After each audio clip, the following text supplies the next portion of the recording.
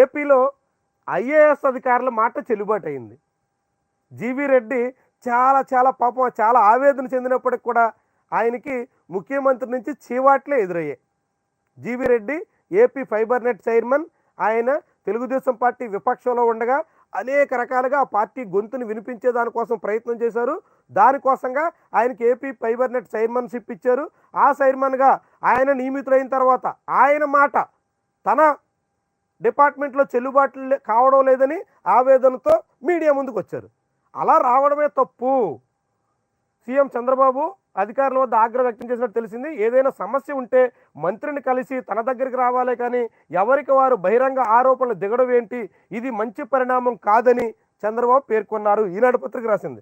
అదే సమయంలో జీవీ రెడ్డిని ఐఏఎస్ అధికారులపై ఇలా బహిరంగంగా మాట్లాడితే ఎలా, నేను ఎంతో కష్టపడి వ్యవస్థను నిర్మించాను, మిగిలిన వాళ్ళు ఇదే పందాన్ని అనుసరిస్తే పరిస్థితి ఏంటి, అధికారులకు నేను సమాధానం చెప్పుకోవాలి, మీకున్న తెలివితేటలను సంస్థ అభివృద్ధి కోసం ఉపయోగించాలి, మరోసారి ఇలాంటి పరిస్థితి రాకుండా జాగ్రత్తలు తీసుకోవాలి, మంత్రికి నేను సూచన ఇస్తాను, సంస్థ ఎండి మీరు కూర్చుని సమస్య సర్దుబాటు చేసుకోండి. చంద్రబాబు ఇప్పుడు ఎట్లయిందంటే ఆంధ్రప్రదేశ్లో ఫైబర్ నెట్ ఒకటే కాదు, అన్ని చోట్ల కూడా పవర్ సెంటర్లు పెరిగిపోయాయి. ఒక్కొక్కళ్ళు ఒక్కో మాట మాట్లాడే పరిస్థితికి వచ్చింది. ఆ ఫైబర్ నెట్లో కూడా చంద్రబాబు ఒక ఆర్డర్ వేస్తారు, నారా లోకేష్ ఇంకొక రకమైనటువంటి మాట చెప్తారు.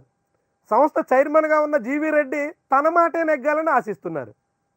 ముఖ్యమంత్రి మాట వినాలా, లేదంటే ఆ మంత్రిగా ఉన్నటువంటి నారా లోకేష్ చెప్పింది జరగాల, చైర్మన్గా ఉన్న జీవీ రెడ్డి మాట నడవాలా? ఇది ఇప్పుడు ఈ ఏపీ ఫైబర్ నెట్లో వచ్చినటువంటి తగాదాకి అసలు కారణం ఏంటంటే తలో మాట తలో రకమైనటువంటి ఆర్డర్ వేయడమే.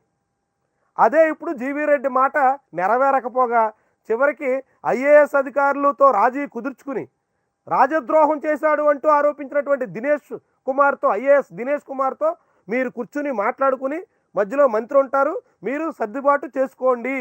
ఇది సీఎం చంద్రబాబు వేసినటువంటి ఆర్డర్. జీవీ రెడ్డికి నీకు తెలివితేటలుంటే అది సంస్థ బాగుకి ప్రభుత్వ మంచి పేరుకి ప్రయత్నం చేయండి, కానీ ఇలా రోడ్డెక్కి నోరు పారేసుకుంటే కుదరదు అని చంద్రబాబు హెచ్చరించారు. హెచ్చరించినట్టుగా ఈనాడు పత్రిక రాసింది. అది హెచ్చరిక కాకుండా సూచనగా చాలా సామరస్యంగా చెప్పినట్టుగా రాసింది. కానీ వాస్తవం అందుకు భిన్నం. జీవీ రెడ్డికి ముఖ్యమంత్రి తలంటేశారు, అన్ని రకాలుగాను చీవాట్లు పెట్టారు అంటూ ఇప్పుడు ప్రచారం మొదలైంది. ఎందుకంటే ఐఏఎస్ అధికారులు ప్రభుత్వం మీద చాలా తీవ్రమైనటువంటి ఒత్తిడి తీసుకొచ్చారు. ఒక ఐఏఎస్ అధికారి రాజద్రోహానికి పాల్పడ్డారు అంటూ ఒక నామినేటెడ్ పోస్టులో వచ్చినటువంటి చైర్మన్ ఆరోపణ చేయడం మీద ప్రభుత్వం ముందు చాలా ఫిర్యాదులు చేశారు. ఇవన్నీ చంద్రబాబు మీద పనిచేసినట్టు కనిపిస్తుంది. చివరికి అధికారుల పక్షాన నిలబడి ఐఏఎస్ అధికారుల ఒత్తిడికి తలొగ్గి జీవీ రెడ్డి మీద ఆయన సీరియస్ అయినట్టుగా చాలా స్పష్టంగా కనిపిస్తుంది.